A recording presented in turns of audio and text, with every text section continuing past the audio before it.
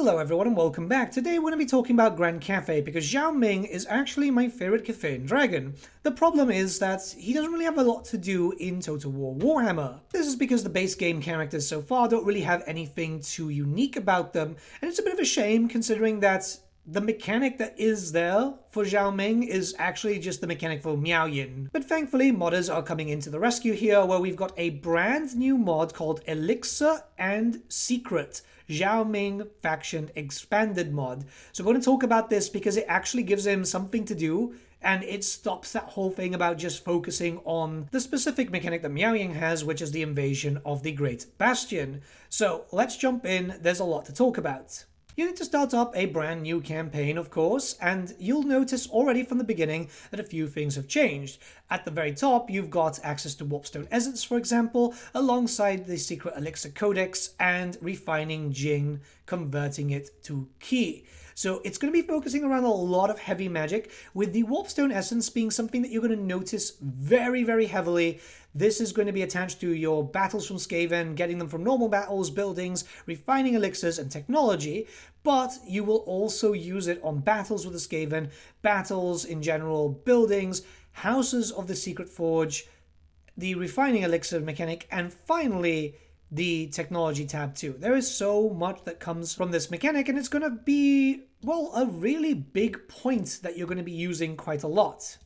The tech tree's had some changes and also some additions there, focusing around getting yourself some new heroes, which we'll talk about a little bit later in the video, and also the House Secrets of Taboo. Because we know that lore-wise, Zhao Ming does experiment a little bit with some Warpstone, which is always a bit of a risky business, even for a Cathayan dragon, and you can use this to further enhance your abilities in battle for your troops, not just your Cathayans, but also your ogres too, because Zhao Ming's faction still has relevance when it comes to ogre mercenaries. I mean, that system needs to be expanded upon even further, well, the whole merc system, but hey, that's more of a vanilla thing.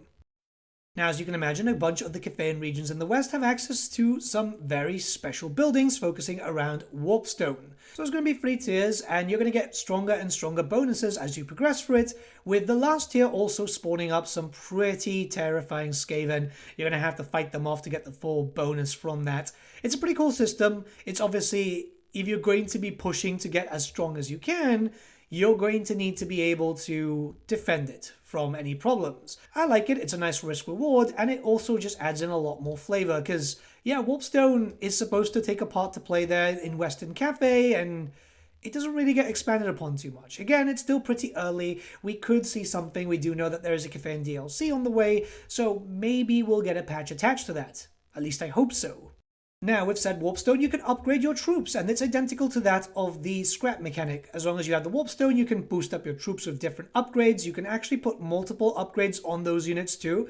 Like, for example, range units being able to get a little bit better range, also extra armor-piercing damage. It does depend on the specific trooper. You do have a lot of options there. You can get snipe on the barrage, by the way, which is actually pretty funny.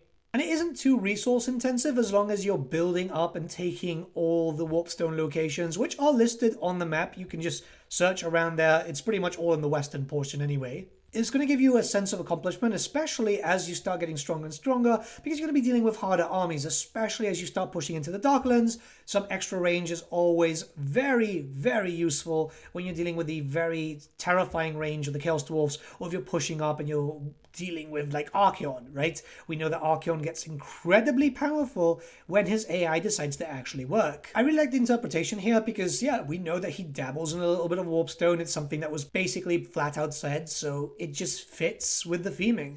Until we actually know full details regarding these dragons, and let's be honest, Games Workshop are taking their time. We were 2 books in and we've barely got any context. Maybe things will change, but until then, this is the interpretation I think works very well. Pretty nice artwork over here, but as you can see, what's being done is to add in the whole stuff about more alchemists and just general work happening around Grand Cafe in the West. Zhao Ming has access to a mechanic known as the Elixir Furnace. So yeah, it's got the paunch, but basically what happens here is you've got the 5 elements for the typical thing for China, I believe, which is metal, wood, water, fire, and earth. Different reagents are found in those sections. You're going to have to go and pick up those reagents through either combat, missions, or the like. Don't worry, if you scroll over it, it's got all the information that you do need. And it's going to give you some nice faction-wide bonuses for a certain amount of turns, alongside being able to just work with everything else. So there are specific bonuses that you can mix and match. You can't put two metals together, I believe, at least in the first 2 points. It's been something that I've been experimenting with a little bit. It's kind of fun. It's definitely very... Yeah, I mean, it fits very well with Zhao Ming. You're making different potions, making different elixirs for your troops to drink. This is why the other Cathayan dragons find you a little bit odd. And yeah, it's a pretty damn good system. I think that this is something that I've stated before. Reusing a mechanic, but making it your own or trying something different works out quite well. We've seen that with Mother Ostankya, which was actually a take on this and then built up from that. Well, not from this, but you know, the whole system with Grom the Paunch, the original. If anyone from Creative Assembly is watching this is a known bug for a certain amount of time now. They've said it's been fixed a few times, but it hasn't. The Ogre Kingdoms still keep raiding you. This is something very important to note, and I'm going to report this straight after this, because it is very frustrating, especially with Zhao Ming, when you're incentivized to use Ogre troops, and yeah, you can't, because that faction is just tanking your control. Now, we're still not done here because, as you can see, you have access to a brand new building tree, and this is going to be specific to your faction. It goes all the way up to tier 3, so you've got 2 tiers for that, and this is going to give you access to a brand new hero known as the Fangshi. The Fangshi is a hybrid spellcaster. It's going to have loads of different types of spells from different lores. The idea here is to be a very big support character. You can also get Plague, because, well, you know, Zhao Ming is a bit more experimenting, so you can do that with these guys too. It definitely adds in a lot of flavor, and it's nice to just get some extra spells. It's one of the problems here with Grand Cafe, where right now they don't really have access to a lot. They've got the Law of Heavens, they've got the Law of Metal, and also the Law of Yin and Yang, but having some extra stuff, getting some extra passives, there is risk and reward, because this character can end up taking some very hefty damage, but I think it just fits with the theming quite well. You're risking it all to use some Warpstone. Thankfully, we are aware that there is a DLC for Cafe on the way, so we might get another hero or two, but the main thing is, right now, having a bit extra does help. Just having an extra support character. I think that's what Cafe really needs now. A few more support characters would be wonderful for their base game faction. And the most important thing is they look cool too. Yes, it's a fashion simulator. That's the main thing with Total War. So it's been a few turns, it's not been that long, and I've been able to pick up quite a decent amount of those ingredients, and I'm able to pick up what I need to fuse. This is quite important here because you're able to create and tailor your bonuses as you progress. And you can instantly change them out too. So there's no cooldown as far as I think, but I imagine that this mod might eventually have a cooldown later down the line. Keep in mind that every mod like this starting off is very much in development, and the modder has put out quite a lot of plans that they want to do, so it's all a matter of time. I like it. I think it works incredibly well. By around turn 24 is when I ended up getting pretty much a fair amount of the items, and I feel like I could have gone faster, but I was just kind of enjoying myself. This is the great thing. Zhao Ming having something new to do and not having to do the whole Great Bastion thing. I don't know why Creative Assembly settled on both, but there is a firm theory that they just ran out of time, and that's why both had the same thing to do. We'll definitely never know, but hey, in the future, you never know with patches and stuff like that, or mods. Mods like this do really add in a lot of breaths of fresh air towards the faction. So I was able to play for a few hours with this faction mod 2 days ago. Unfortunately, I had to wait for making this video, mostly because, as you can imagine, I've just recently moved, and so I am sorting out every single problem that's there. But this mod has definitely given me a reason to go back to Zhao Ming and have another campaign with him, which I think is quite good.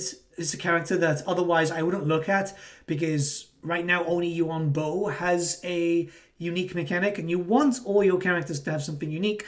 Just like, for example, it's just happened with Tides of Torment with the High Elves. Everyone now feels a lot better, and everyone's a bit more unique. Everyone has their own flavor. Now, this mod you can find in the video description down below, so check it out. Let me know what you guys think about the mod in the comments below to start a bit of a discussion. Remember that there is an English sub-mod that you need to use there, unless you want it all in Chinese, which can cause some issues unless your game is actually set to that. But yeah, have a great day, guys. I'll see you all again very, very soon, and we should be back to normal daily videos now. I'm trying my best. You have no idea how many problems have arisen since the move started. Seriously, absolutely ridiculous. Have a great day, guys. See you soon. Bye.